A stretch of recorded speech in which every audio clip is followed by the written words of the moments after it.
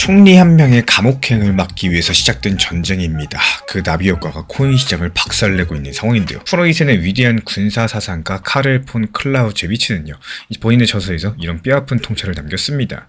전쟁은 그저 다른 수단을 빌려가지고 명분을 포장한 정치의 연장일 뿐이다. 지금 우리 구독자분들의 스마트폰과 TV 화면을 뒤덮고 있는 이스라엘과 이란의 전면전, 여기서 대중들은 하늘을 가르는 미사일을 보면서 극심한 공포에 질리고 또 자산을 바닥에 던지고 있는 상황이죠. 디지털 금이라고 굳게 믿었던 비트코인마저도 맥없이 폭락하고 있는 지금 이 시점에서 또 누군가는 붉게 먹는 계절을 보면서 모든 것이 끝났다고 절망하고 계실 겁니다. 하지만 우리 구독자분들, 이 공포에 흔들리는 멘탈을 다잡고 또 차가운 진실을 마주해 주셔야 되는데요. 지금 전 세계 자산 시장을 벼랑 끝으로 몰아넣고 있는 진짜 범인은요, 이 중동의 해부은 종교 갈등이 아닙니다. 감옥행을 피하기 위해서 국가를 볼모로 잡은 단 한 명의 정치인, 그리고 그 인위적인 위기를 교묘하게 이용해가지고 시장의 달러 유동성을 쥐고 흔드는 이 거대 권력의 치밀한 설계가 이 모든 사태의 진짜 배우로 보여지고 있는데요. 미국 월가의 거대 자본들이 왜 비트코인을 안전자산이 아니라 현금 인출기 ATM으로 전락시켰는지 그 잔혹한 구조를 파헤쳐 보도록 하겠습니다. 먼저 사건의 뿌리는 중동 복잡한 이념 갈등이 아니라요, 의외로 베냐민 네타냐후 이스라엘 총리의 개인적인 위기에 있습니다. 현재 네타냐후 총리 측에서 수십 년에 걸친 부패 혐의로서 재판을 받고 있는 상황이죠. 언론에서 이 사건을 케이스 1000, 2000, 4000이라고 부릅니다.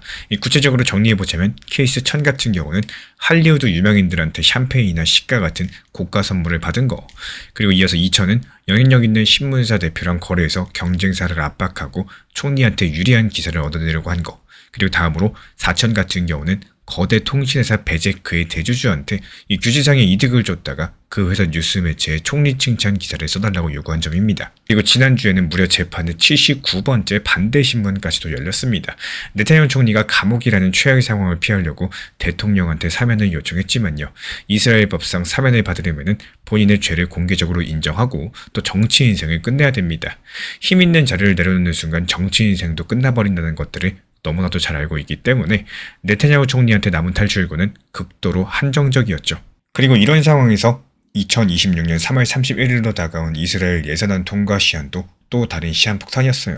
이 연정의 핵심 축인 초정통파 유대인 하레디 정당들 병역에 대한 면제 문제가 걸렸습니다. 2024년 이스라엘 대법원 측에서 이 하레디의 병역 면제가 위헌이라는 판결을 내린 바가 있기 때문에 하레디 정당들은 이 병역 면제 관련된 법이 통과되지 않으면 예산안을 부결시키겠다라고 압박을 했고, 이스라엘 현행법상 예산안이 3월까지 통과되지 않으면요, 의회가 해산되고 90일 이내에 조기 선거를 치러야 됩니다. 네타냐후 총리가 벼랑 끝까지 몰린 이런 상황에서 선택할 수 있는 마지막 카드, 이 외부의 긴급한 적을 만들어내는 거죠.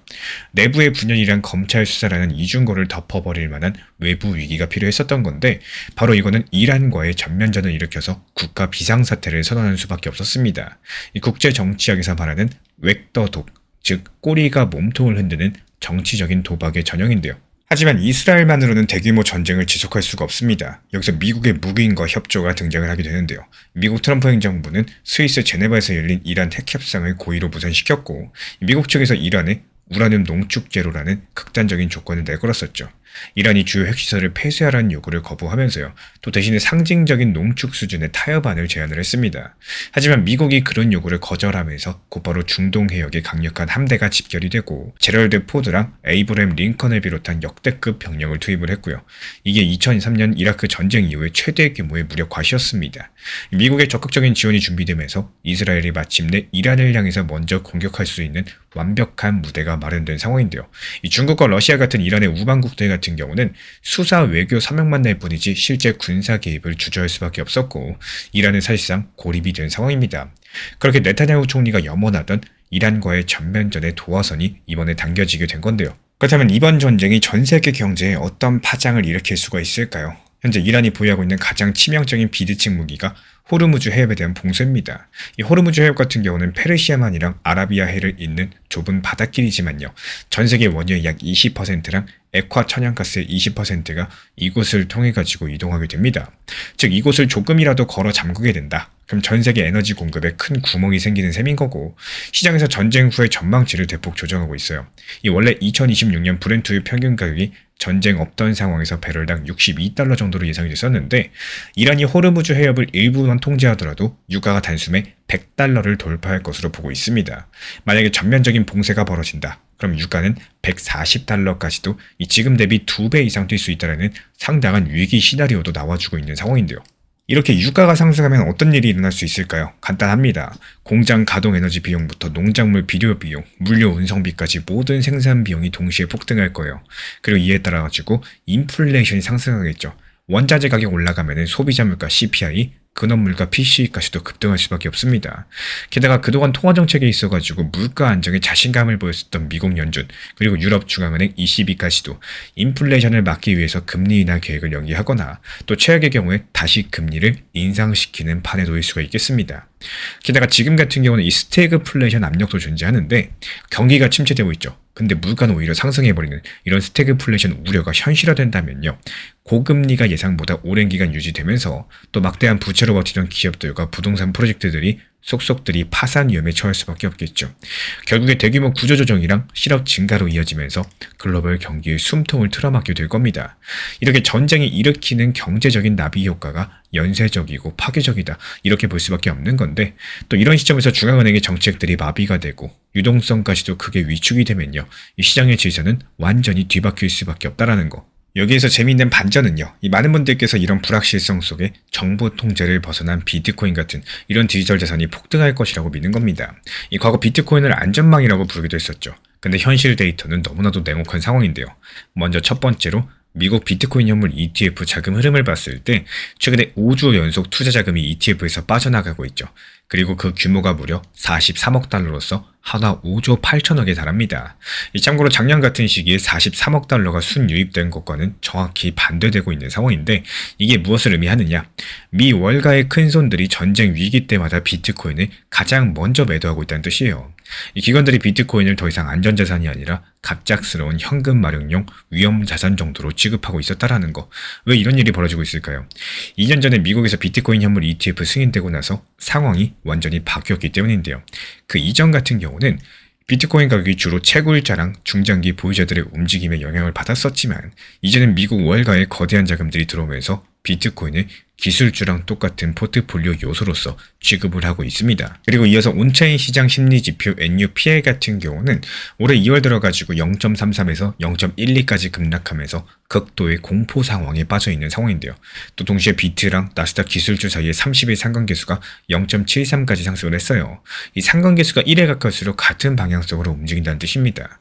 반면에 비트코인과 금의 상관계수는 마이너스 0.45로서 완전히 극과 극 반대 방향으로 움직이고 있다는 거. 이 데이터가 말해주는 진실들은 명확합니다. 미국 연준이 금리를 내리지 못해서 시장 유동성이 꽉 막히게 되면요. 이 기관들은 가장 먼저 비트코인을 팔아서 현금을 확보해 놓는다는 거예요.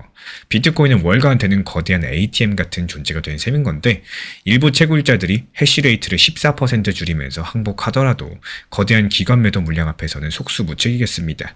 결국에 결함 있는 정치 체제에서 시작된 한 사람의 생존 투쟁이 전 세계 금융시장 유동성을 빨아들이는 이 거대한 블랙홀을 만들어버리게 됐다라는 거. 현재 이스라엘과 이란의 전면전을 두고 세간에는 크게 두 가지 해석이 있습니다. 표면적으로 봤을 때 중동의 불안정한 안보 상황과 이란의 핵 위협 때문에 어쩔 수 없이 벌어진 정의로운 충돌이다라는 거. 그리고 진짜 해석은요. 이 권력자의 정치적인 생존을 위해서 고의로 만든 인위적인 위기라는 거. 제 분석은 후자가 맞다라고 바라보고 있어요. 왜냐하면 네타냐후 총리의 재판 일정과 예산안 시안들이 이 전쟁 발발 시점과도 너무나도 절묘하게 맞아떨어지고 있기 때문인데요. 자연스러운 이 지정학적 충돌이 아니라 거대한 권력들이 치밀하게 계산해서 만들어낸 이런 사건들에 가깝다라는 의미겠습니다.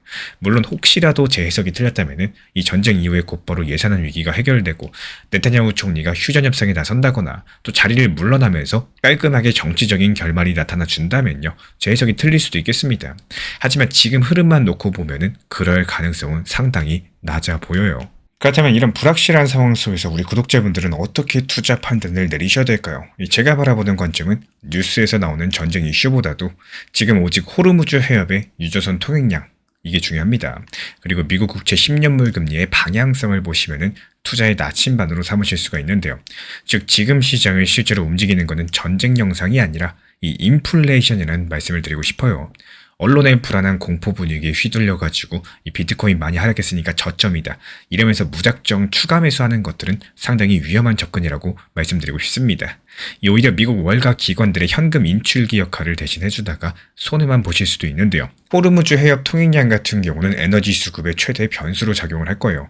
그리고 미국 10년물 금리 같은 경우는 시장 유동성의 핸들이라고 보시면 돼요. 만약에 호르무즈 해협의 통과량이 안정되고 유가가 떨어지기 시작하면서 미국 연준이 안심하고 금리를 내릴 수 있을 정도로 금리 방향성이 하락 전환한다면은 또 비로소 시장에 유동성이 들어올 시료가 켜집니다. 이렇게 두 가지 지표만 투자 나침반으로 삼으시면서 전쟁 소식에 일희일비하지 마시고요. 진짜 시장을 움직이는 구조를 냉정히 보셔야 되겠습니다. 이런 부분들 모니터링하면서 후속 영상 통해서 말씀드릴 예정인 거고, 결국에 이번 네타냐후 총리의 정치적 처지를 덮기 위해 고의로 불을 지른 전쟁으로 보이고, 미국 측에서는 이런 것들을 묵인하고 있습니다. 이 자국 이득을 위해서 상황을 연출하고 또 동맹국을 방패로 삼은 계산된 한수다, 이렇게 보여지고 있는데요. 여기서 미국 연준은 딜레마를 가지고 있어요. 이 끓어오르는 인플레이션이랑 싸우느라고 손발이 묶여버린 상황인 거고, 비트코인 같은 경우는 오히려 디지털 금이라는 환상이 깨지면서 진짜 힘있는 플레이어들만 움직이고 있는 순간입니다. 이런 모든 이슈들이 결국에 한 정치인의 생존 본능이라는 이 초라하지만 위험한 동력에서 시작이 된 상황이고요. 우리 구독자분들께서는 이 시장 공포 뉴스에 휩쓸리지 마시고 이런 구조를 읽어낼 줄 아셔야 됩니다. 위기라는 게 구조를 모르는 사람한테는 재앙이겠지만요. 또 흐름을 꿰뚫어 본 사람한테는 다음 사이클을 준비할 수 있는 기회다라는 거 반드시 기억해 주시기 바라고요. 이 코인 투자 시장에서는 결국에 나만의 원칙에 대해서 얼마나 지켜낼 수 있느냐가 결과를 만들게 됩니다. 이 시장이 하락한다고 해가지고 갑작스럽게 불안감을 가지고 또 반대로 또 상승 반등 준다고 해서 조급해가지고 계획했던 루틴을 깨버리게 되면요. 결국에 매번 감정에만 끌려다니는 이런 매매 패턴을 반복하게 되는 거고, 이런 경우에 보통 손절만 계속 반복하시는, 결국에 손실이 누적되는 경우가 상당히 많은데, 그래서 지금 중요한 거는 완벽한 전략이 아니라 흔들림을 가져도 다시 돌아올 수 있는 나만의 원칙이겠습니다. 정말 신기하게도 사람은요, 이 상승장과 하락장에서 전혀 다른 생각을 하게 된다는 거. 상승장 같은 경우는 어떻죠? 더 상승할 것 같다, 이런 기대감이 커지고 수익이 나고 있다고 할지라도 괜히 더 욕심이라는 게 생깁니다. 반대로 하락장에서는 어떻습니까? 그때 팔 거리라고 하면서 더 하락하면 어떡하지, 이런 생각들이 스스로를 압박을 하게 되는데요. 이게 같은 사람인데도 시장 분위기에 따라 가지고 판단 기준 자체가 완전히 달라지게 된다는 거. 그래서 원칙은요, 이 기분이 좋을 때 세워놓고 힘들 때 지킬 수 있는 이런 연습을 하셔야 됩니다.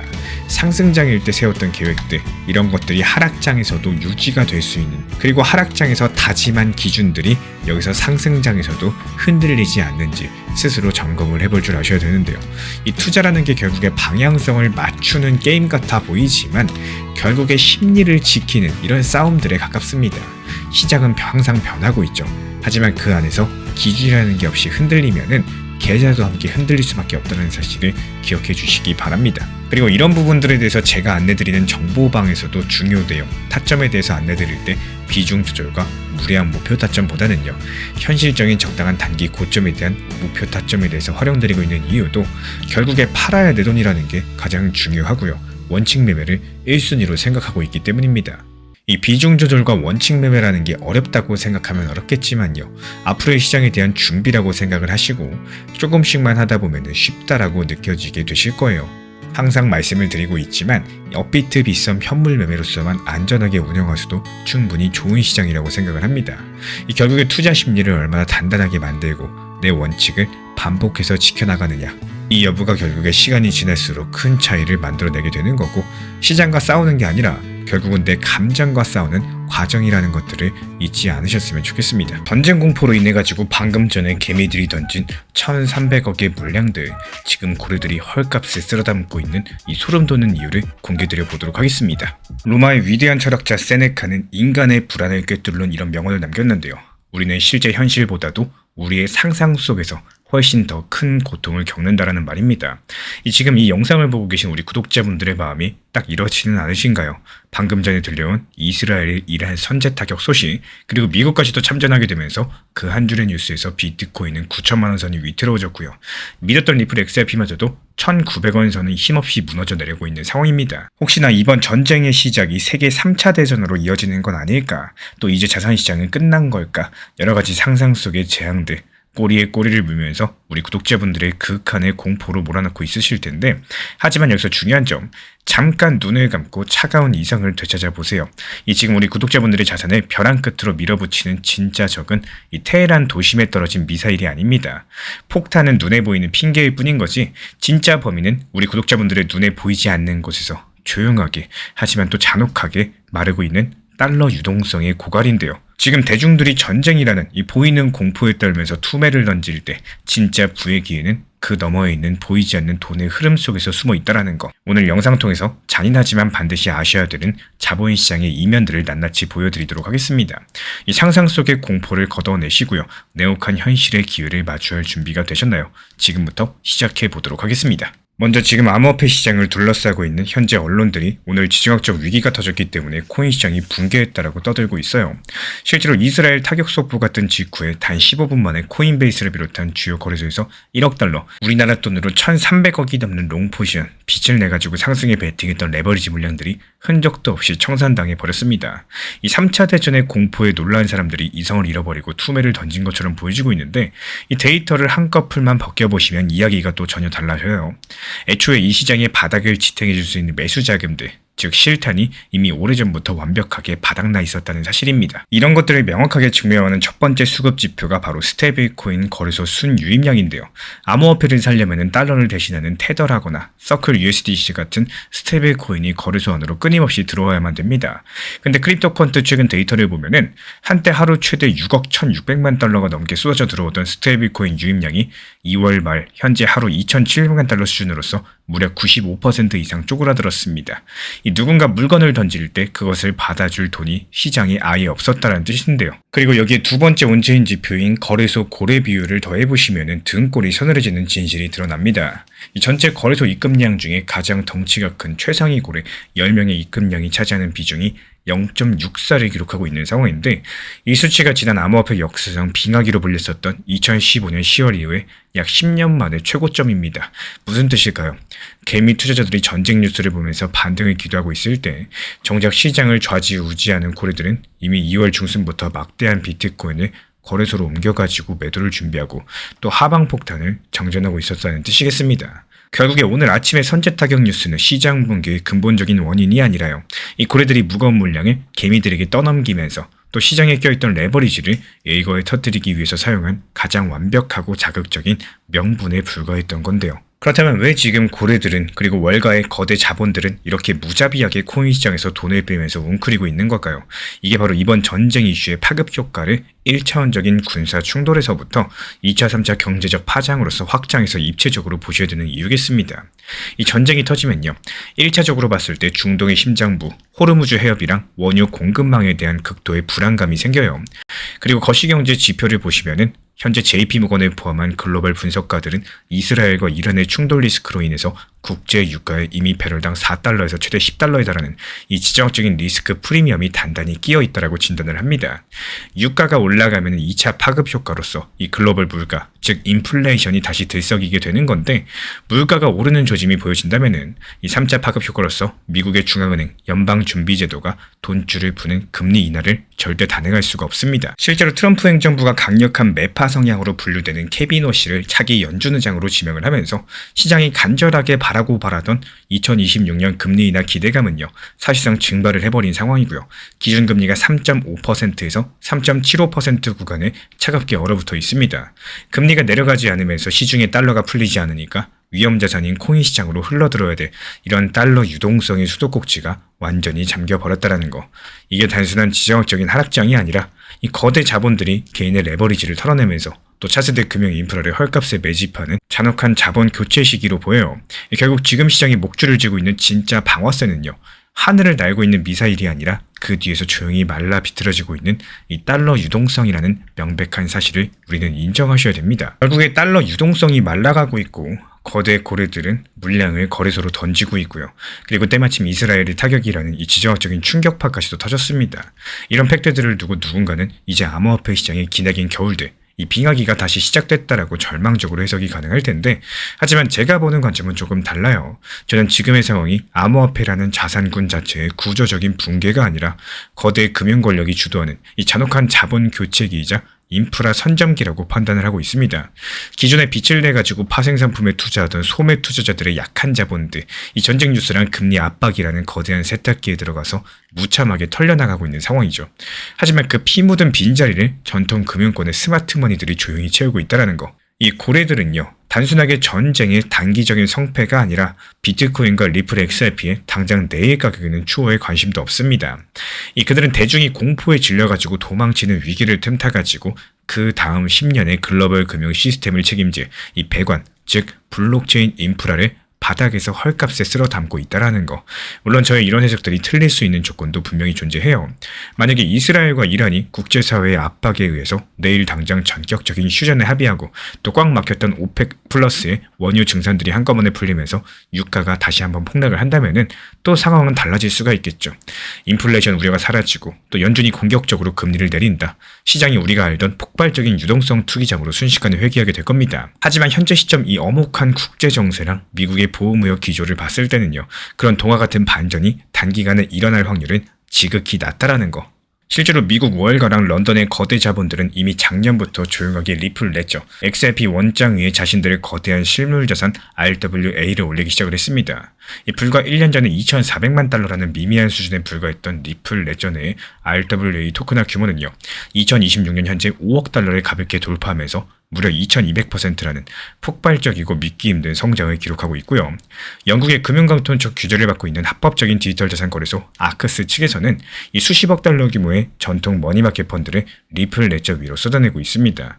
그리고 더 충격적이고 명백한 증거는요, 리플이 직접 발행한 달러 기반 스테이블 코인 RLUSD의 압도적인 행보인데요. 현재 시가총액 13억 달러 돌파하면서 글로벌 규제 준수 스테이블코인 3위 자리에 오른 상황이죠. 전통 은행들이랑 거대 자산 운용사들이 막대한 자금이 오가는 국제송금과 펀드 결제를 위해서 이 RLUSD랑 리플 레저를 실질적이고 합법적인 도구로 채택을 하면서 또 돌리고 있다는 가장 강력한 물증이겠습니다. 최근에 이스라엘이 실전 배치한 아이언 빔이라는 레이저 방어 무기에 관한 놀라운 보고서가 있어요. 과거 이스라엘 같은 경우는 하마스나 헤즈볼라가 쏘는 수백 달러짜리 싸구려 로켓을 막기 위해서 한 발에 5만 달러, 우리 돈 6천만 원이 넘는 아이언돔 요격 미사일을 쏴야 됐었는데, 공격자는 싼 무기를 던지고 방어자는 막대한 비용을 출혈해야 되는 비용 부가 전쟁의 늪에 빠져 있었습니다. 근데 이게 빛의 속도로 쏘는 아이언 빔 레이저 1회 발사 비용은 단돈 몇 달러에 불과한데요. 무기의 패러다임이 파괴적인 저비용 구조로 완전히 뒤바뀌게 된다는 거. 그리고 여기서 정말 재미있는 사실이 있습니다. 이 아이언빔의 논리가 현재 글로벌 금융 권력들이 낡은 국제은행 간 통신협회, 즉 스위프트망을 버리고 리플 레저로 갈아타려는 이유랑 소름 돋게 일치하고 있다는 거예요. 현재 전 세계 은행들 같은 경우는 이 수십조 원의 자금이 며칠씩 묶이고 또 막대한 중간 수수료를 떼이는 고비용의 스위프트 결제망에 의존하고 있습니다. 더더욱이 이 지정학적인 위기가 고조되면서 미국과 중국의 패권 전쟁이 격화되면 격화될수록 또 언제 특정 국가가 결제망에서 쫓겨날지 모르는 위험들이 도사리고 있는 상황인데요. 글로벌 금융 권력들이 만약의 사태에 대비해서 즉각적이고 또 수수료가 사실상 제로에 가까우면서 국경과 정치를 초월해가지고 정산이 가능한 금융계의 아이언빔 같은 중립적인 대체 결제 인프라를 반드시 쥐고 있어야 되겠죠. 그 대체 인프라의 중심에 이 속도랑 확장성을 직면한 리플 레저, RLUSD가 견고하게 놓여 있는 겁니다.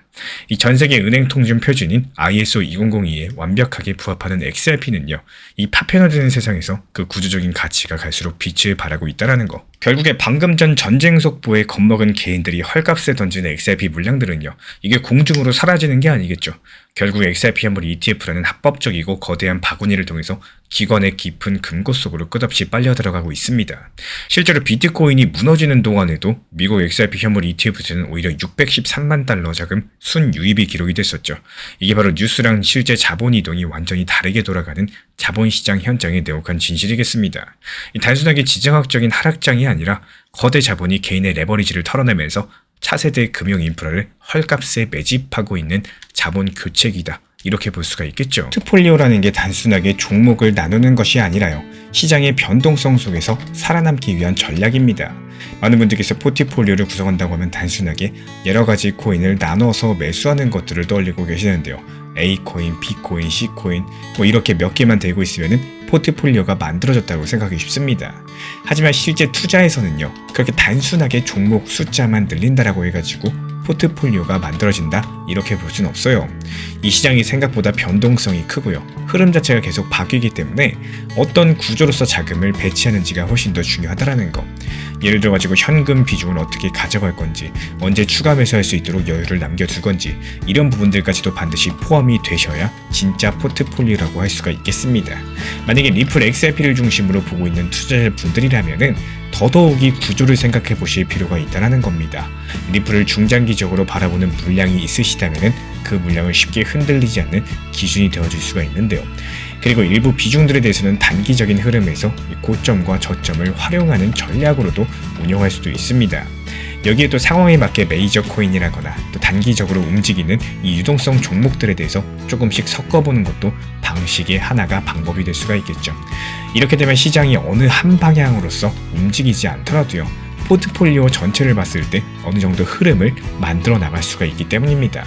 어떤 종목이 쉬어가면 다른 종목이 또 움직이고, 또 시장이 조정 하락을 주면 현금 비중이 기회가 되는 이런 구조가 만들어지기 때문인데요. 또 반대로 내가 리플 XRP라는 코인을 정말로 좋아하고 또 확신이 있는 상황이라면 그 방법은 또 달라질 수 있겠습니다. 그럴 때 가장 중요한 거는 한 방에 크게 몰빵 매매하시는 게 아니라 이 시간을 두고 분할로서 매매하는 원칙 매매인데요. 시장이 항상 우리의 예상보다 훨씬 더 흔들리기 때문에 한 번의 선택으로서 모든 것들을 결정해버린다. 그럼 심리적으로 더욱더 버티기가 어려워지겠죠. 그래서 좋은 포트폴리오란 무엇이냐?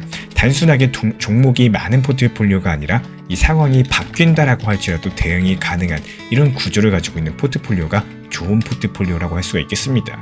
결국에 투자해서 오랜 시간 살아남는 사람들은 많이 맞춘 사람이 아니라 흔들리는 시장에서도 무너지지 않는 이런 구조를 만든 사람들이 결국에 승리하고 수익을 가져가실 수가 있겠죠.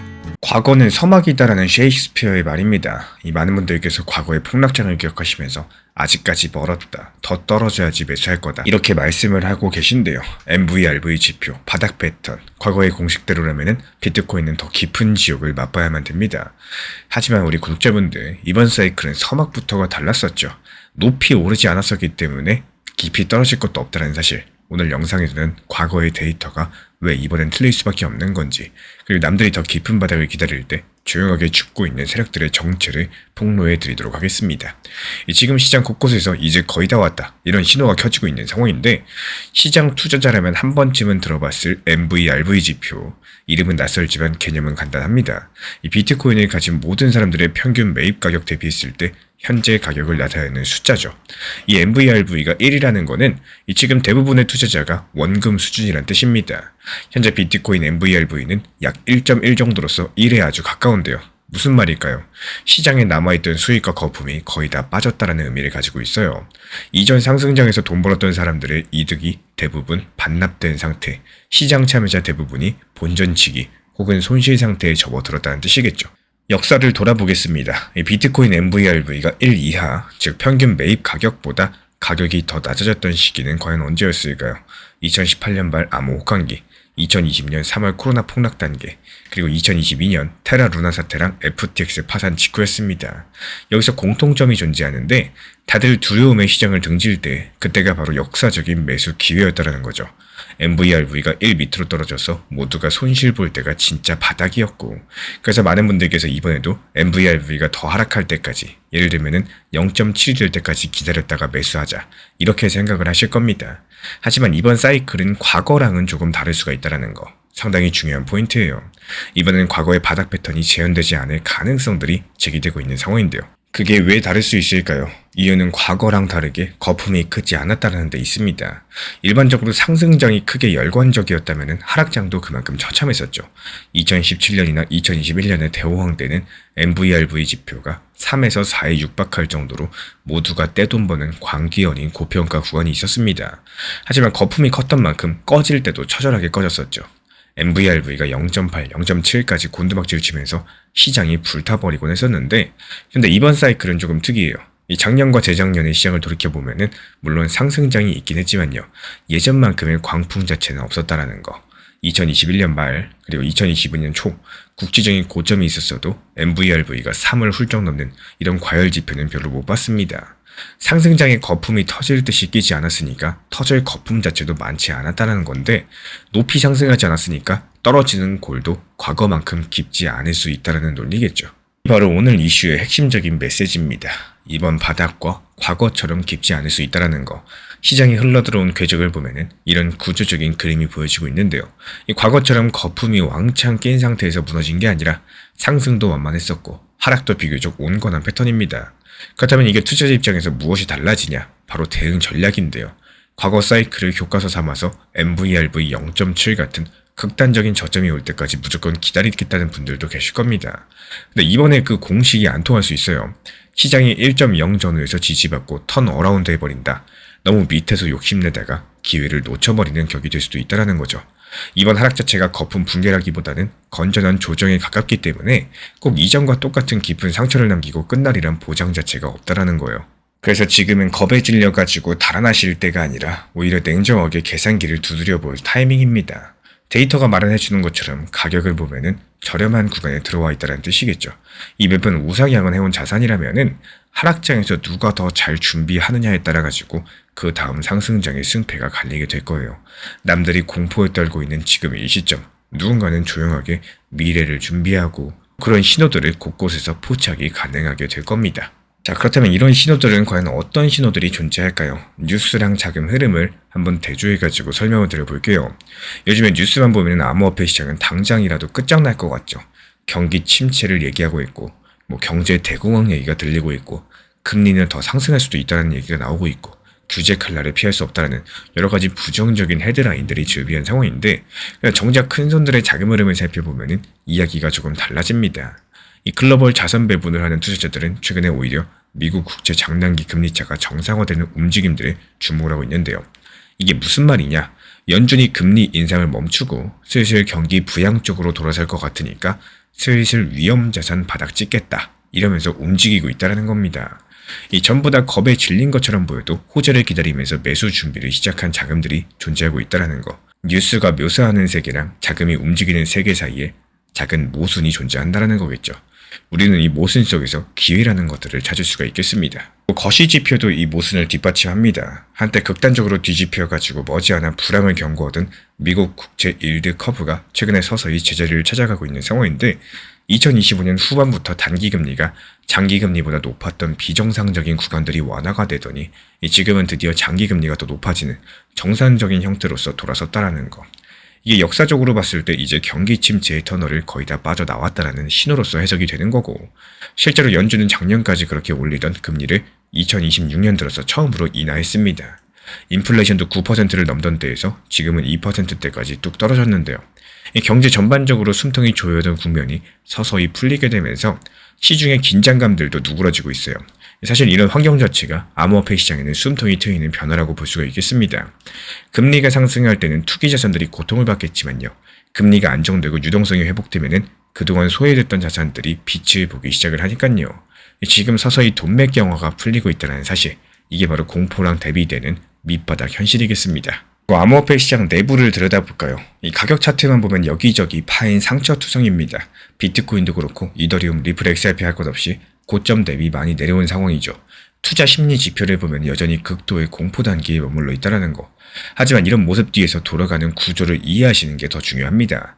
이 온체인 데이터랑 파생시장 지표들을 보시면은 지금 시장이 어떻게 돌아가고 있는지 구조적으로 아실 수가 있는데요. 먼저 온체인 데이터부터 살펴볼게요.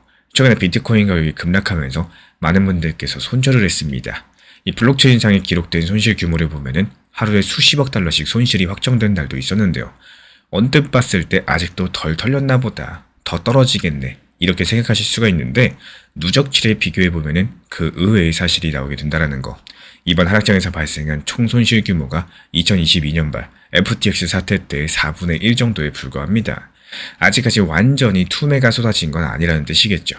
이 겁에 질린 투자자들이 다 던져버린 게 아니라 상당히 많은 사람들이 끝까지 버티고 있다는 소리입니다. 이걸 두 가지로서 해석이 가능한데요. 먼저 첫 번째, 아직까지 진짜 바닥이 안 왔다, 다들 더 털려야 돼, 이런 시나리오가 있겠고, 그리고 또 두 번째, 이번에 애초에 그렇게까지 과대평가되지 않았으니까 덜 털린 것이 뿐이다, 이런 시나리오입니다. 어느 쪽이 맞을지는 확신하기 어렵겠지만요.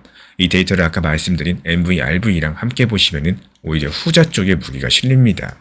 MV, RV 지표가 이미 바닥권에 와 있는데 이 정작 대중 투매가 과거보다 덜했다. 이거는 굳이 다들 손절을 안 해도 바닥이 형성될 수 있다는 이런 가능성을 제시하고 있다는 거예요. 실제로 수많은 비트코인 투자자들의 평균 매입 단가, 그러니까 실현 가격이라고 하는 값이 대략 55,000달러 수준인데요. 최근에 가격 하락에도 비트코인이 그 밑으로 오래 머물지 않고 있습니다.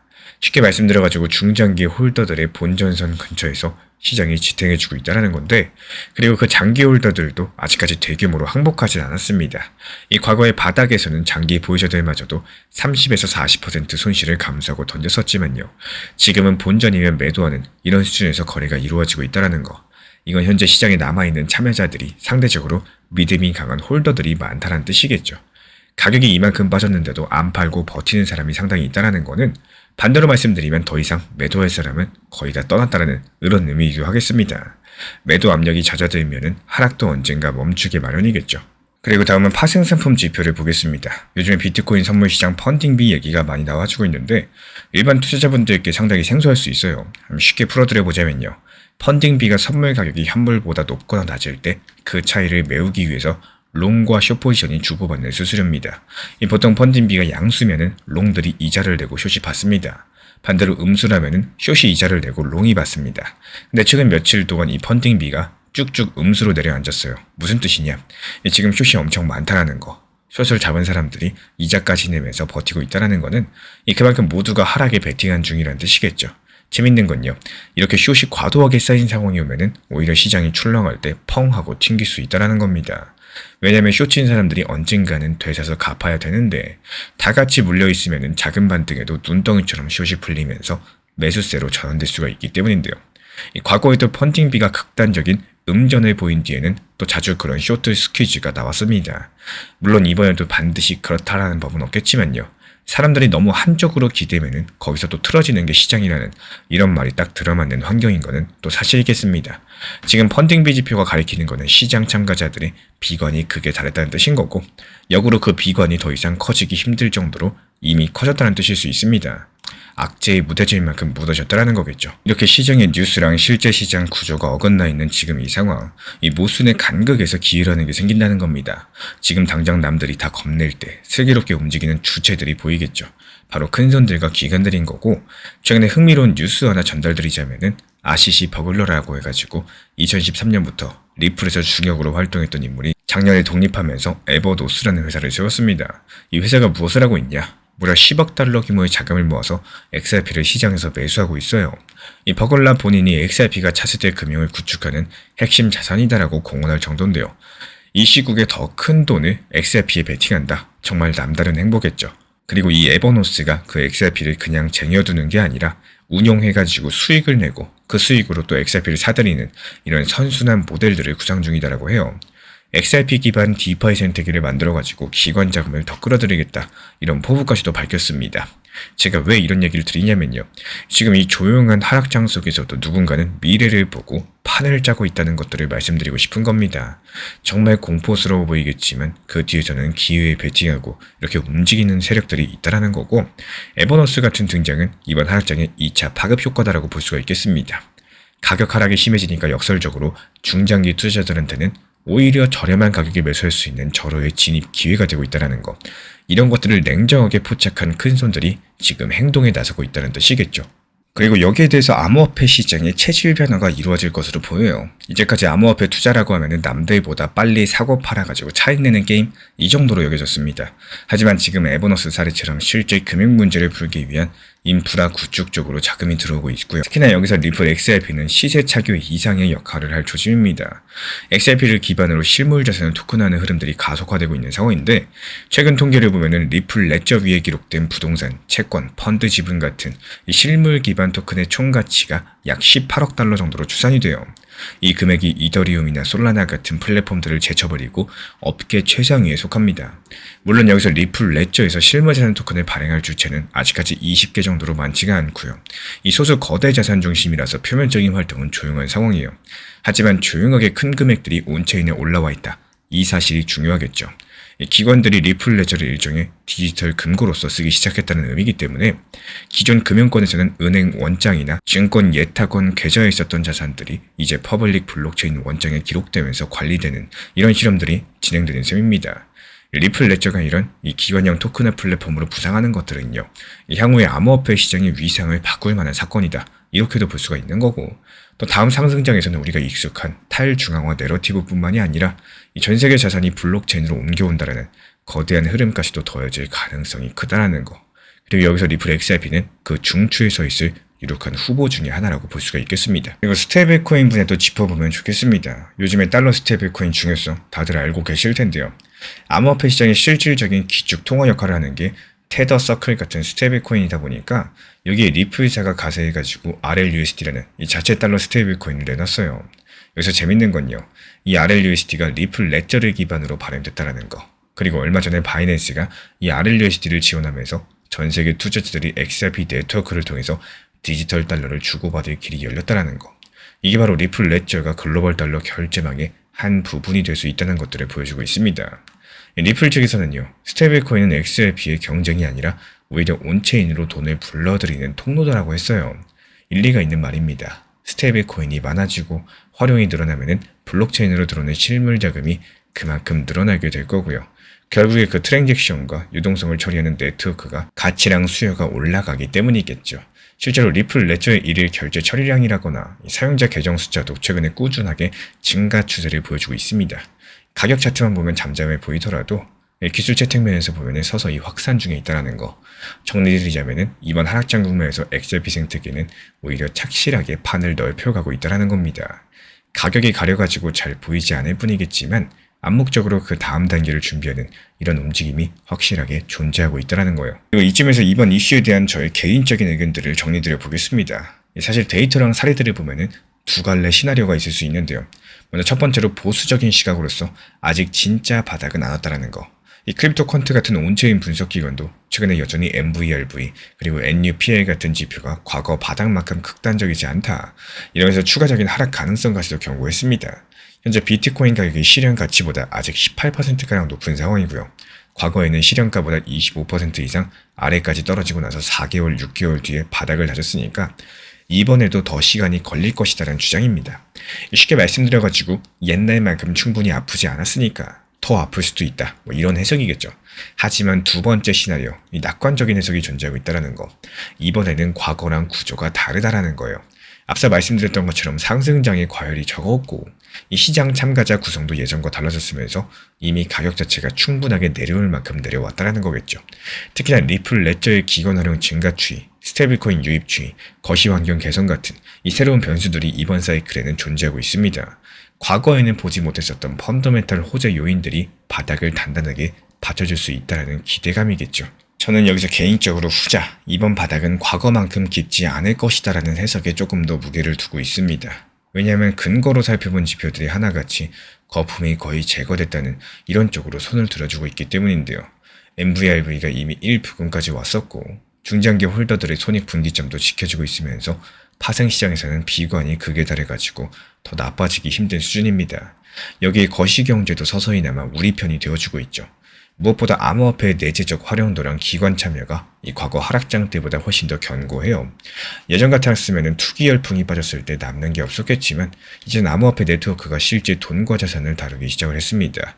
이런 점들이 건전한 조정이라는 제 해석의 핵심 근거고요.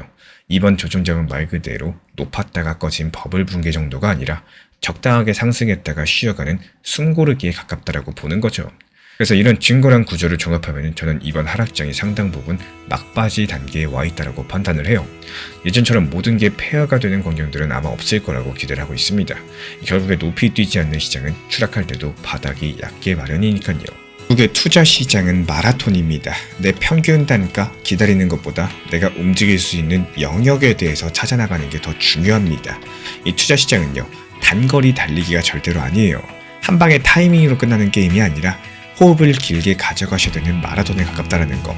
그런데 여기서 우리는 자꾸 단거리처럼 생각을 하십니다. 리플 XRP 평단가가 높으니까 일단 그 가격 상승할 때까지 기다리자, 본전만 오면 정리하자, 이렇게 한 가지 지점만 바라보고 서 있게 되는데 지금 시장은 내 매수 단가를 전혀 고려해주지도 배려해주지도 않고 있다는 겁니다. 내가 3,500원에 샀든지 간에 5,000원에 매수를 했든지 간에 시장은 그냥 자기 흐름대로 움직일 뿐이에요. 근데 여기서 중요한 건요, 언제 평균 단가가 오느냐가 아니라 이 긴 시간을 두고 어떻게 평균 단가를 관리할 거고 비중이랑 수량을 전략적으로 늘려갈 수 있는지입니다. 이 마라톤에서는요, 한 방에 전력 질주하면 끝까지 가지 못합니다. 투자도 마찬가지입니다. 내가 몰아가지고 한 번에 해결을 하려고 하시면은 이 하락 한 방에 멘탈 자체가 그냥 바스스 무너질 수가 있다는 거예요. 항상 매도하실 때 분할로서 접근을 하시는 거고, 그리고 현금 관리가 중요한 거고, 구간별로 대응 전략을 세우는 것들이 중요하다는 말씀을 드려요. 지금 현금이 없어가지고 못한다, 시장이 좋지 않아서 못한다, 지금 너무 불안함을 가지고 있어가지고 못한다, 이런 여러가지 이유들 저도 충분히 이해가 되지만요, 지금 시장은 그 사정에 대해서 기다려주지 않는다라는 말씀을 드리고 싶습니다. 결국에 여기서 중요한 것은 이 못하는 이유를 찾는 게 아니라 지금 내가 할 수 있는 가장 작은 행동들이 무엇인지 찾을 수 있는 것, 내가 바닥 구간에서 추가 매수 타점을 잡을 것인지, 다음 하락 구간을 미리 계획을 할 수 있을지, 매수 기준에 대해서 다시 한번 정리가 가능할지, 이 시장 자체를 바꾸는 것은 불가능하겠지만요, 내 구조를 바꾸는 것들은 가능합니다. 항상 말씀드리고 있지만 이 길게 가기 위해서는 반드시 뇌동 매매보다는요, 건강한 매매 습관에 대해서 키워 나가시는 게 더 중요하다는 말씀 드려요. 이 매번 상승할 때 더 상승할 거야 이런 생각들, 떨어질 때는 더 하락할 거야 이런 생각보다는 미리미리 목표 타점을 활용하시고 또 걸어두시면서 내 것으로 만드는 이런 매매를 활용하는 게 정말 중요하다는 생각을 합니다. 제가 안내드리는 정보방에서도 정말 중요한 비중 조절, 원칙 매매에 대해서 말씀드리고 있는 이유, 결국에 막상 상승하면 더 오를 것 같고 떨어지면 더 떨어질 것 같다, 이런 생각이 들더라도 목표 타점을 걸어두면서 감정보다는 현실적인 대응이 가능하기 때문이겠죠. 마라톤에서 완주하는 사람은 가장 빠른 사람이 아니라 끝까지 자기 페이스를 지킨 사람입니다. 투자도 마찬가지예요. 결국에 살아남는 것은 평균 단가만 기다린 사람이 아니라 할 수 있는 영역을 찾아가지고 움직인 사람입니다. 방금 전에 2007년을 떠오르게 하는 불길한 신호가 포착이 됐습니다. 이 미국의 대체 신용 투자회사 블루 아울 캐피탈 이야기인데요. 생소한 이름일 수 있겠지만 이 회사가 최근에 14억 달러 규모의 대출 채권을 급격하게 팔아치우고 있다는 소식이 전해지면서 미국 월가 내부에서 술렁이는 움직임들이 감지가 되고 있습니다. 이거 어디서 많이 본 장면 아니냐, 이런 긴장감까지도 퍼지고 있는 상황인데, 2007년 금융위기 직전에 베어 스턴스의 조그만 펀드들이 무너질 때 이 처음에는 대부분 대수롭지 않게 여겼었죠. 하지만 나중에 돌아보니까 이런 것들이 모든 걸 예고하는 탄광 속의 카나리아 소리였다는 것들을 깨달았습니다. 블루 아울 캐피탈 같은 경우는 이름처럼 부엉이를 상징으로 하고 있는 투자 회사인데요. 주로 사모대출, 즉 일반 은행이 아니라 프라이빗 크레딧 시장에서 기업들한테 돈을 빌려주는 대체 금융을 해왔었죠. 지난 2021년경에 한 차례 대형 합병을 통해서 몸집을 키워나가면서 어느덧 운용자산 3천억 달러 규모의 거물이 되었습니다. 쉽게 말씀드려가지고 그림자 금융의 꽃이다, 이렇게 부를 만한 거대 회사가 됐는데, 이 회사가 돈을 굴리는 방식은 투자자들로부터 돈을 모아가지고 중소기업 대출을 뭉텅이로 해주는 겁니다. 은행이 하긴 애매하거나 부담스러운 대출들을 대신 해주는 셈이겠죠. 평소에는 비교적 높은 이자를 받아가지고 투자자들에게 돌려주다 보니까 저금리 시대에는 상당한 인기가 있었습니다. 그런데 여기서 문제가 생겼습니다. 이 세상이 바뀌었거든요. 고금리 시대가 오게 되면서 돈줄이 말라갔죠. 이 회사를 믿고 돈을 맡겼던 시장 투자자들이 이제 돈 좀 빼달라, 이렇게 한꺼번에 회사 문을 두드리기 시작을 한 겁니다. 이 마치 은행 예금자들이 예금을 인출하는 것처럼 펀드 투자자들이 환매를 요청을 한 거죠. 이 블루아울 측에서는 당연히 작년 말부터 출구를 닫고 구조를 바꿔보자라고 시도를 했었고요. 작은 펀드들을 큰 펀드에 합치려는 계획도 내놨었는데, 여기서 시장 투자자들이 이거 손해볼 것 같다라면서 반발을 했습니다. 결국에 환매 요청은 줄어들 기미가 없었겠죠. 블루아울은 결단을 내립니다. 알겠다, 가지고 있는 대출 채권 14억 달러치를 시장에 내다 팔아가지고 현금을 만들겠다. 그리고 그 돈으로 투자자들한테 돌려주겠다. 이게 얼핏 들으면 좋은 소리 같기도 하겠지만요, 문제는 평상시라면은 매도할 일이 없는 자산을 그것도 헐값에 급매로 내놔야 될 정도로 지금 시장 상황 자체가 급박해졌다는 반증입니다. 그리고 여기에 대해서 시장은 정말 냉정하게도 즉각적인 반응이 나왔습니다. 블루아울 캐피탈 주가가 발표 이후에 10% 이상 급락했고요. 이미 지난 1년 사이에 반토막 난 상태라서 시장 투자자들이 입은 충격은 이만저만이 아닙니다. 여기서 또 함께 거론되는 이름들이 있죠. 블루아울과 비슷한 대체 신용 분야의 공룡들, 아폴로, 아레스 같은 회사들입니다. 이들의 주가도 동반 하락을 했는데요. 왜냐하면 투자자들 눈에서는 이게 블루아울만의 문제가 아닐 수 있다는 의심들이 피어오르기 시작했기 때문입니다. 혹시 저기서도 돈 빼달라는 요청들이 폭주하고 있는 건 아니냐, 이런 생각들 말이겠죠. 그리고 2007년 8월 이 베어스탠스의 헤지펀드 둘이 무너졌을 때도 별거 아닌 사건처럼 보였었지만요. 그리고 나서 며칠 뒤에 프랑스의 BNP 파리바 은행이 비슷한 이유로서 펀드 인출을 막아버렸습니다. 그때부터 신용 경색이 순식간에 번지면서 은행들끼리 돈을 안 빌려주는 이런 사태가 벌어졌었죠. 지금 블루아울의 조치가 발표된 이후에 금융권에 맴도는 분위기가 꼭 그때를 연상케 하고 있더라는 거예요. 혹시 이게 본격적인 경제 위기의 시작이 아니냐, 이렇게 모두가 속으로 물어보고 있는 상황입니다. 그리고 블루아울 측에서는 긴급 진화에 나섰습니다. 우리는 환매를 막는 게 아니라 오히려 더 빨리 돈을 돌려주려는 거다. 투자자들 모두에게 공평하게 30%씩 현금을 돌려주겠다라고 해명까지도 했는데요. 실제로 매각한 대출 채권을 장부가의 99.7% 수준 가격에 처분했다라고 강조를 하면서 이 자산 가치에 문제가 없다, 헐값 매도한 거 아니다, 이렇게도 말을 했습니다. 하지만 시장의 경계심은 쉽게 가라앉지 않고 있는 상황인데요. 여기서 애널리스트들 측에서는 아무리 그래도 요즘에 금리가 조금 내려왔는데 높은 금리로 만든 대출 채권이면은 원래 프리미엄 붙여가지고 거래됐어야 정상인 거다. 근데 겨우겨우 이게 장부가에 매도가 됐다라는 거는 그나마 좋은 재산부터 먼저 처분했다는 뜻 아니냐, 이렇게 뼈있는 지적을 내놓습니다. 결국에 발등에 불이 떨어져가지고 가장 괜찮은 자산부터 내다 판 거 아니냐, 이런 식으로 바라보고 있다는 얘기입니다. 그렇기 때문에 투자자들 입장에서 여전히 불안할 수밖에 없겠죠. 모양새는 환매 중단이 아니라 자산 매각이겠지만 결국에 운용사의 현금이 부족해졌다는 핵심은 똑같기 때문입니다. 크든 작든 이게 금융회사의 유동성 압박이 생겼다는 이 뉴스는 언제나 예민할 수밖에 없는 법이겠죠. 그리고 바로 이런 상황에서 엘 에리언이 던진 한마디, 탄광 속의 카나리아는 상당히 의미심장한 얘기입니다. 이 탄광 속의 카나리아 같은 경우는 유독가스를 가장 먼저 감지해서 목숨을 잃어버리는 새인데요. 광부들은 새의 이상 징후를 보고 위험을 알아차리겠죠. 이 지금 블루아울의 상황이 금융시장에 그런 경고음일 수가 있다는 거.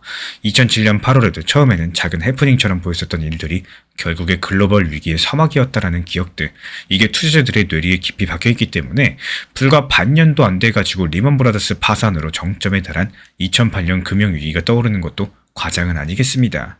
그렇다면 당연히 그 다음 시나리오까지도 머릿속에 스쳐 지나가겠죠. 만약에 이번에도 비슷하게 흘러간다면은 미국 연준이 이번엔 가만히 있지 않겠구나, 이런 생각들 말이죠. 실제로 맞는 말입니다. 이런 신용경색 조짐이 커진다. 그 다음 수순은 미국 연준의 정책 선언의 가능성이 크다라는 거.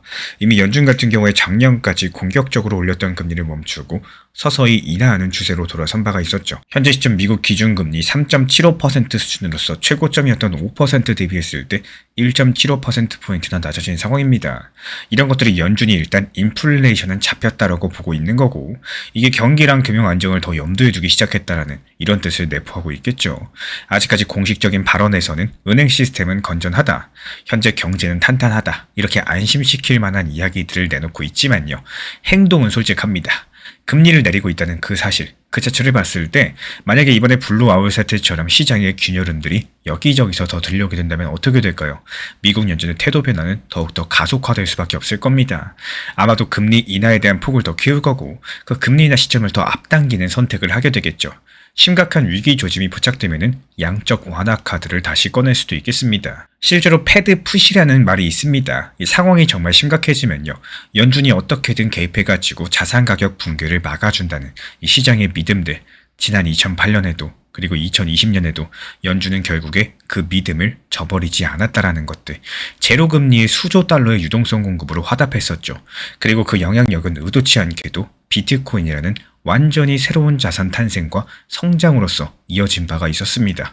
그리고 여기서 과거 이야기를 한번 되짚어볼까요? 2008년 금융위기 직후에 연준이 쏟아부은 달러들, 결국에 시중에 돈 홍수를 만들었습니다. 제로에 가까운 금리 덕분에 위험자산에 투자하면 뭐든지 수익이 나던 시절이 열렸었죠.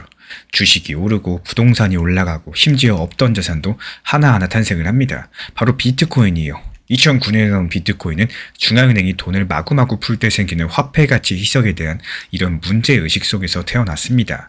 그리고 그 이후에 약 10년 동안 비트코인은 천천히, 하지만 꾸준하게 가격을 올리면서 성숙해 갔습니다. 그리고 두 번째 극적인 장면은 2020년 코로나 위기 때였죠. 전 세계 중앙은행들이 경제를 살린답시고 역대 최대 규모의 유동성 파티를 벌였었고, 미국은 국민들한테 직접 수표를 보내서 돈을 뿌렸고요. 시장 금리는 제로 아래로 내려갈 기세였었죠. 이때부터 1년, 2년 사이에 비트코인 가격이 어떻게 됐을까요? 4,000달러 밑에서 6만 달러 위로 상상도 못할 만큼 엄청난 폭등을 했습니다. 물론 그 전에도 상승 추세였었겠지만 이 정도의 가파른 상승 랠리는 유동성의 힘 없이는 불가능한 일이었다라는 거.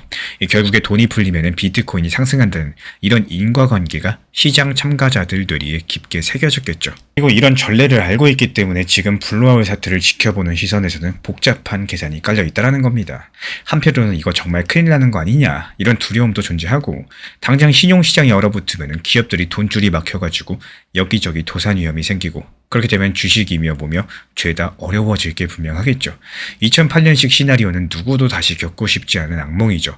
그래서 일단 단기적으로 봤을 때 리스크 관리 모드로 전환한 자금들이 적지가 않다라는 거예요. 실제로 암호화폐 시장의 자금 흐름을 살펴보면요, 최근에 USDT, 테더 스테이블코인 발행량이 줄어든 게 대표적입니다. 그리고 거래소로 자금이 들어오기보다는 거래소에서 자금들이 빠져나가는 쪽에 조금 더 무게가 실렸던 모습들이 포착이 되고 있어요. 쉽게 말씀드려가지고 일단 불안하니까 돈 좀 빼두자 이런 모드인 건데, 이 비트코인 가격이 한때 고점 대비 상당폭 하락한 것도 이런 맥락에서 이해가 되고 있습니다. 시장의 글로벌 투자자들이 위험자산 비중을 줄여나가면서 현금을 쌓아두는 이런 모습들, 비트코인에도 예외가 아니었으니까요. 하지만 또 다른 한편으로 봤을 때 그 이변에서 은근히 다음 스텝을 노리는 손길들 꿈틀거리고 있는 상황입니다. 혹시 모른다. 만약에 금융당국이 다시 돈을 풀면은 또 한탕 랠리가 올 수도 있다. 이런 기대감들 말이겠죠. 이게 대놓고 드러나진 않지만 온체인 데이터를 자세히 들여다보면 상당히 재미있는 사실들이 보여지고 있는데요. 이 단기 투자 자금은 출렁였다라고 할지라도 중장기 홀더들은 끄떡 없었다라는 사실 그 자체, 이 앞서 언급드렸던 비트코인 중에 60% 가까이는 1년 넘게 꼼짝도 하지 않고 제자리에 있습니다. 이런 비율들이 몇 년 사이 가장 높을 정도인 건데, 여기서 믿는 사람들은 여전히 굳게 믿고 있다는 뜻이겠죠. 특히 암호화폐 업계의 스마트머니라고 불리는 투자자들, 전통 금융시장에 균열이 갈 때 오히려 비트코인의 역할들이 부각될 것이다라고 확신하고 있습니다. 이번 블루아울 사태도 그 연장선이다 보니까 폐쇄적인 사모펀드의 문제가 드러나면 드러날수록 누구에게나 열려있고 투명한 블록체인 자산의 가치가 상대적으로 부각될 수 있다는 논리겠죠. 실제로 최근 비트코인 현물 ETF 승인을 둘러싼 움직임이라거나 여러 가지 자산들의 토크나 시도들, 이런 변화를 뒷받침해주고 있습니다. 이 시장에 돈들이 묶이는 걸 싫어한다는 말이 존재하고 있죠. 시장 투자자들은 자유롭게 사고 팔 수가 있는 거고, 위기 때 빨리 탈출할 수 있는 자산을 선호하기 마련입니다. 비트코인이 원래도 24시간 글로벌 시장에서 유동적이었지만요, 이제는 규제 틀 안에서 ETF라는 형식으로서 주식처럼 손쉽게 접근할 수 있는 단계까지도 왔어요. 이 블루아울처럼 분기마다 5%씩만 빼줄게, 이런 식으로 자금을 가둬두는 방식과는 정반대의 세계가 열려나가고 있다는 겁니다. 그렇다면 지금 가장 우려되는 파급 효과는 무엇이 있을까요? 이번 사건이 다른 비슷한 펀드들로 번지는지 여부가 가장 중요하겠습니다. 일단 시장에서는 다른 데는 괜찮을까? 이런 걱정으로서 아폴로나 아레스 같은 이름부터 거론이 되고 있는 상황인데, 이들도 역시 수백조 원대의 대체적 투자 자산을 쥐고 있는 거대 운용사들이에요. 혹시라도 이번 블루아울처럼 환매 압력이 커지고 있다라면은 그 사태는 단순한 해프닝이 아닐 겁니다. 점점 더 크게 산불이 번져나갈 수밖에 없는 거고, 만약에 여기서 추가적으로 다른 회사에서 유동성 문제가 터져나온다면은 이거는 금융시장 전반적인 연쇄 신용경색 위험으로서 번질 수가 있다라는 거. 이렇게 되면 이 3차 파급 효과로서 실물 경제 타격까지도 생각을 해주셔야 돼요. 은행들뿐만 아니라 비은행권 신용 경로까지도 막히게 된다. 중소기업 부동산 프로젝트, 돈이 꼭 필요한 곳, 이런 곳들에 대출이 안 들어갈 수밖에 없겠죠. 이런 것들이 고용과 소비에도 영향력을 미치면서 이 본격적인 경기 둔화, 경기 침체를 재촉하게 될 겁니다. 물론 이런 시나리오가 현실화되려면은 이게 정부랑 중앙은행이 가만히 보고 있지만은 않겠죠. 다시 한번 강도 높은 부양책을 펼칠 거고, 금리 완화 정책을 내놓게 될 겁니다. 금리를 추가로 내릴 거고, 유동성을 공급해서 시장 불끄기에 나서게 될 겁니다. 여기까지 오게 되면 역설적으로 자산시장에는 오히려 호재가 될 수가 있습니다. 특히 비트코인 같은 대체자산에는 더더욱 강력한 상승 모멘텀이 될 수가 있겠죠. 왜냐하면 이번에도 똑같은 현상이 반복될 것이기 때문입니다. 위기를 막기 위해서 푼 돈들, 새로운 투기적인 붐을 만든다. 다소 이 냉소적인 법칙들은요, 2009년, 2020년 그대로 구현되어 오면서 비트코인의 강력한 폭등을 이끈 바가 있습니다. 만약에 이번에도 금융당국이 돈 풀기에 나서게 된다면은 이거는 그 탈출구 자산들이 어디가 될지는 어렵지 않게 예상이 가능하겠죠. 이 기존 금융 시스템에 대한 불신과 화폐 가치 하락에 대한 우려들이 맞물리게 되면서 본격적으로 암호화폐 시장, 이 비트코인으로의 자금 쏠림이 다시 한번 일어날 수가 있다는 거. 이번 블라우 사태가 비트코인 다음 강세장의 신호탄이 될 수 있다는 이런 관측들 절대로 허황된 이야기는 아니다라고 말씀드리고 싶어요. 이렇게 구조적인 인과관계를 바탕에 둔 시나리오다. 이렇게 볼 수가 있겠습니다.